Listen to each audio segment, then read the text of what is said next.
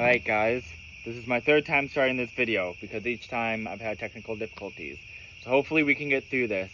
Reading for Gaza, Grr, is The Ones Who Walk Away from Omelas by Ursula K. Le Guin. If you're not familiar with her, she is a very famous fantasy author.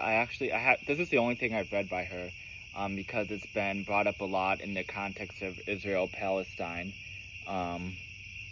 So we'll do, as usual, a discussion at the end. It's a short story, it's only 5 pages.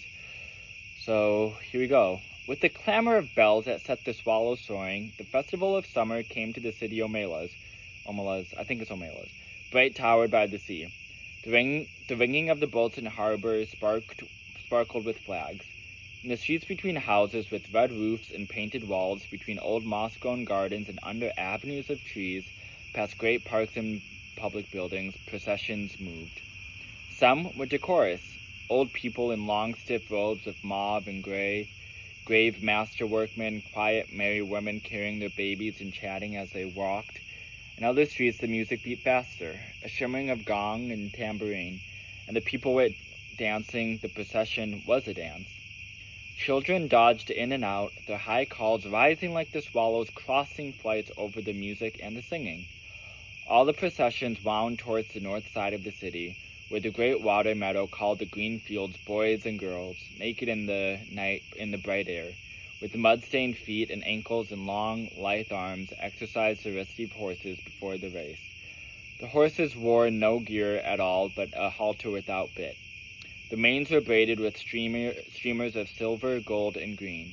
They flared their nostrils and pranced and boasted to one another. They were vastly excited, the horse being the only animal who has adopted our ceremonies as his own. Far off to the north and west, the mountain stood up half encircling Omelas on her bay. The air of morning was so clear that the snow still crowning the 18 peaks burned with white gold fire across the miles of sunlit air, under the dark blue of the sky. There was just enough wind to make the banners that marked the race course snap and flutter now and then. In the silence of the broad green meadows, one could hear the music winding through the city streets, farther and nearer and ever approaching. A cheerful, faint sweetness of the air from time to time trembled and gathered together and broke out into the great joyous clanging of the bells. Sounds like utopia. Joyous. How is one to tell about joy? How describe the citizens of Omelas? They were not simple folk, you see, but they were happy. But we do not say the words of cheer much anymore. All smiles have become archaic. Given a description such as this one tends to make certain assumptions.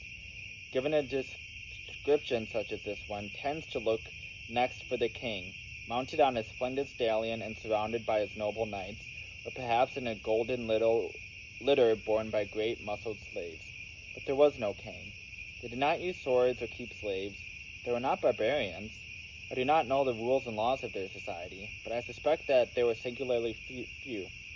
As they did without monarchy and slavery, so they also got on without the stock exchange, the advertisement, the secret police, and the bomb.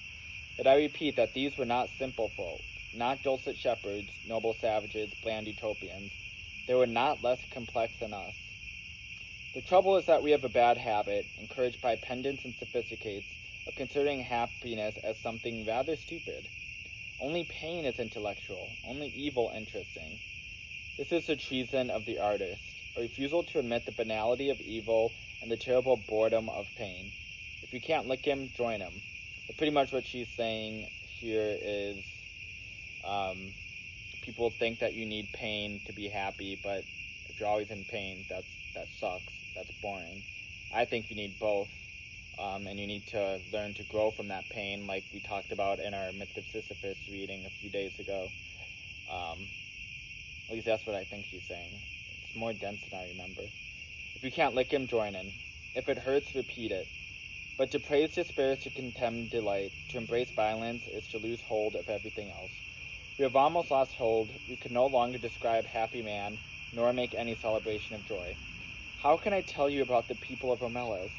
They were not naive and happy children, though their children were in fact happy.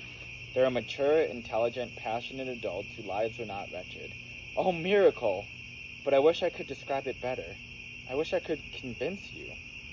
Omelas sounds in my words like a city in a fairy tale, long ago and far away, once upon a time. Perhaps it would be best if you imagine it as your own fancy bids, assuming it will rise from the occasion. But certainly, I cannot suit you all. For instance, how about technology? I think that there would be no cars or helicopters in and above the streets. This follows from the fact that the people of Omelas are happy people. Happiness is based on a just discrimination of what is necessary, what is neither necessary nor destructive, and what is destructive. In the middle category, however, that of the necessary but undestructive, that of comfort, luxury, exuberance, etc., they could perfectly well have central heating, subway trains, washing machines, and all kinds of marvelous devices not yet invented here, floating light sources, fuelless power, a cure for the common cold, or they could have none of that. It doesn't matter. As you like it. I incline to think that people from towns up and down the coast have been coming to Omelas during the last days before the festival on very fast little trains and double-deck trams, and that the train stations of Omelas is actually the handsomest building in town, though plainer than the magnificent farmers' market. But even granted trains, I fear that Omelas so far strikes some of you as goody-goody. Smiles, bells, parade, horses, blah. If so, please add an orgy. If an orgy would help, don't hesitate. So kind of just make Omelas whatever you want. All that matters is that the people there are happy. That's the story truth here. Let us not, however, have temples from which issue beautiful nude priests and priestess already half in ecstasy and ready to copulate with any man, woman, lover, or stranger who desires union with the deep godhead of the blood, although that was my first idea. But really, it would be better not to have any temples in Omelas, at least not man temples. Religion, yes. Clergy, no. Surely the beautiful nudes can just wander about, offering themselves like divine souffles to the hunger of the needy and the rapture of the flesh. Let them join the processions. Let tambourines be struck above the copulations, and the glory of desire be proclaimed upon the gongs, and, a not unimportant point, let the offspring of these delightful rituals be beloved and looked after by all. One thing I know there is none of in Omelas is guilt. But what else should there be? I thought at first there were no drugs, but that is puritanical. For those who like it, the faint, insistent sweetness of Jews may perfume the ways of the city. Jews which first brings a great lightness and brilliance to the mind and limbs, and then, after some hours of dreamy languor, a wonderful vision at last of the very arcane and inmost secrets of ours, a dreamy languor, and wonderful visions at last of the very arcane and inmost secrets of the universe, as well as exciting the pleasure of sex beyond all belief. And it is not habit forming. For a more modest, just kind of sounds like marijuana, honestly. Anyway, for more modest taste, I think there ought to be beer. What else? What else belongs in the joyous city? The sense of victory, surely, the celebration of courage. But as we did without clergy, let us do without soldiers. The joy built upon successful slaughter is not the right kind of joy. It will not do. It is fearful and it is trivial. A boundless and generous contentment, a magnanimous triumph felt not against some outer enemy, but in communion with the finest and fairest in the souls of all men everywhere, and the splendor of the world's summer. This is what swells the hearts of the people of Omelas, and the victory they celebrate is that of life. I don't think many of them need to take Jews, so they're so happy they don't even need drugs. Most of the processions have reached the green fields by now. A marvelous smell of cooking goes forth from the red and blue tents of the provisioners. The faces of small children are amiably sticky, and the bedine gray beard of a man a couple of crumbs of rich pastry are entangled. The youths and girls have mounted their horses and are beginning to group around the starting line of the course. An old woman, small, fat, and laughing, is passing out flowers from a basket, and tall young men wear her flowers in their shining hair. A child of 9 or 10 sits at the edge of the crowd alone, playing on a wooden flute. People pause to listen, and they smile, but they do not speak to him, for he never ceases playing and never sees them, his dark eyes wholly wrapped in the sweet thing magic of the tune.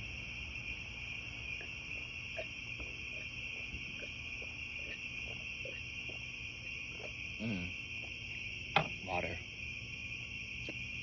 He finishes, and slowly lowers his hands holding the wooden flute. As if that little private silence were the signal, all at once a trumpet sounds from the pavilion near the starting line, imperious, melancholy, piercing. The horses veer on their slender legs, and some of them neigh in answer. Sober-faced, the young riders stroke their horses' necks and soothe them, whispering, "Quiet, quiet there, my beauty, I hope." They begin to form and rank along the starting line. The crowds along the racecourse are like a field of grass and flowers in the wind. The festival of summer has begun. Do you believe? Do you accept the festival, the city, the joy? No? Then let me describe one more thing. In a basement under one of the beautiful public buildings of Omelas, or perhaps in the cellar of one of his spacious private homes, there is a room. It has one locked door and no window. A little light seeps in dustily between cracks in the boards, second-hand from cobweb windows somewhere across the cellar. In one corner of the little room, a couple of mops with stiff, clouded, foul-smelling heads stand near a rusty bucket. The floor is dirt, a little damp to the touch, as cellar dirt usually is. The room is about 3 paces long and 2 wide, a mere broom closet or disused tool room. In the room, a child is sitting. It could be a boy or a girl. It looks about 6, but actually is nearly 10. Notice how she says it, and not even they. It is feeble-minded. Perhaps it was born defective, or perhaps it has become imbecile through fear, malnutrition, and neglect. It picks its nose and occasionally fumbles vaguely with its toes or genitals as it sits hunched in the corner, farthest from the bucket and the 2 mops. It is afraid of the mops. It finds them horrible.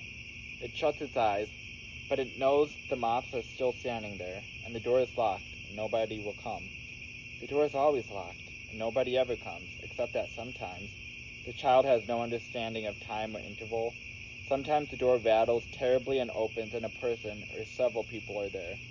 One of them may come in and kick the child to make it stand up. The others never come close, but peer at it with frightened, disgusted eyes. The food bowl and the water jug are hastily filled. The door is locked. The eyes disappear. The people at the door never say anything, but the child, who has not always lived in the tool room, and can remember sunlight and its mother's voice, sometimes speaks. "I will be good," it says. "Please, let me out. I will be good." They never answer. The child used to scream for help at night, and cry a good deal, but now it only makes a kind of whining, and it speaks less and less often. It is so thin there are no calves to its legs, its belly protrudes. It lives on a half-bowl of cornmeal and grease a day. It is naked. Its buttocks and thighs are a mass of festered sores, as it sits in its own excrement continually. They all know it is there, all the people of Omelas. Some of them have come to see it. Others are content merely to know it is there. They all know that it has to be there. Some of them understand why, and some do not, but they all understand that their happiness, the beauty of their city, the tenderness of their friendships, the health of their children, the wisdom of their scholars, the skill of their makers, even the abundance of their harvest and the kindly weathers of the sky, depend wholly on this child's abominable misery. This is usually explained to children when they are between 8 and 12, whenever they seem capable of understanding, and most of those who come to see the child are young people, though often enough an adult comes back to see the child. No matter how well the matter has been explained to them, these young spectators are always shocked and sickened at the sight. Just like how, it always seems to be the youth pushing for social change in the world. You saw that with the Columbia protests. And the psychology behind that is just our brains it's easier for us to learn things and make connections. We're not so set in our ways that we see the connections to, stories like this and how Gaza and everything is like the Holocaust, and how we say never again for anyone. But the old heads, they're elitist. They look down on us and they think they know what's right because they have more experience. But experience just means you're able to adapt and change. That's what matters. And young people, our brains it's easier for us to adapt and change, and we also have the wisdom of the older people. So that's why I think young people always seem to be at the front of social change. Anyway, they feel disgust, which they had thought themselves superior to. They feel anger, outrage, impotence despite all the explanations. They would like to do something for the child, but there is nothing they can do. the child were brought up into the sunlight out of that vile place, if it were cleaned and fed and comforted, that would be a good thing indeed. But if it were done, in that day and hour all the prosperity and beauty and delight of Omelas would wither and be destroyed. Those are the terms. To exchange all the goodness and grace of every life in Omelas for that single small improvement, to throw away the happiness of thousands for the chance of happiness of one, that would be to let guilt within the walls indeed. See, the thing about that, I know this is like a fantasy story and they don't give an explanation as to why, and that's the point. It doesn't matter why this child needs to be tortured, they just are. But in the real world, like, then people would adapt and make their own great society. And I mean, I think you guys can obviously see the parallels. We can talk about it more at the end, but the terms are strict and absolute. There may not even be a kind word spoken to the child. Seems like they made like some sort of deal with the devil at some point or something. Often the young people go home in tears or in a tearless rage when they have seen the child and face this terrible paradox. They may brood over it for weeks or years, but as time goes on, they begin to realize that even if the child could be released, it would not get much good of its freedom. A little vague pleasure of warmth and food, no real doubt, but little more. So they're trying to justify cruelty, which, you know, people do. There's something in psychology called a belief in the just world, and pretty much there was an experiment, or multiple experiments, where from what I remember, I learned this like a year or so ago, so I might be getting some of the details wrong, but they were offered, they had like a confederate, so a confederate is someone in psychology who is like in on it, in on the experiment, but usually the people being experimented on don't know that. So they had a confederate and then someone being experimented on, and the confederate did something nice to them, I'll just say volunteer. Volunteer is the best term. Did something nice for the volunteer, and then something bad happened to the confederate.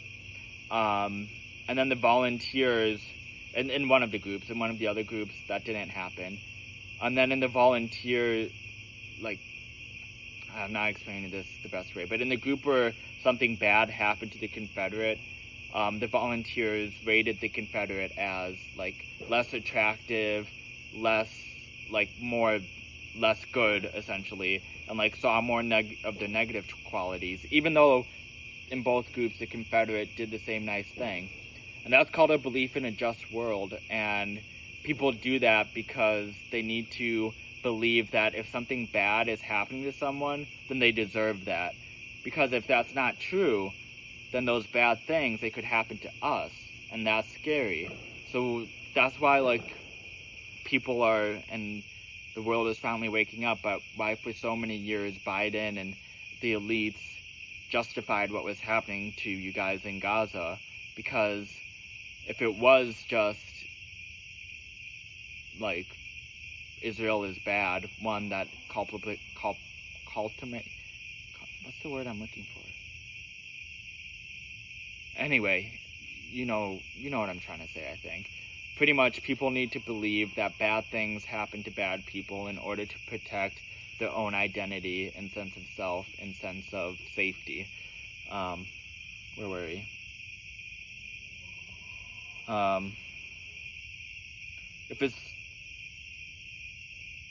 It is true to created an imbecile to know any real joy. It has been afraid too long ever to be free of fear. Its habits are too uncouth for it to respond to humane treatment.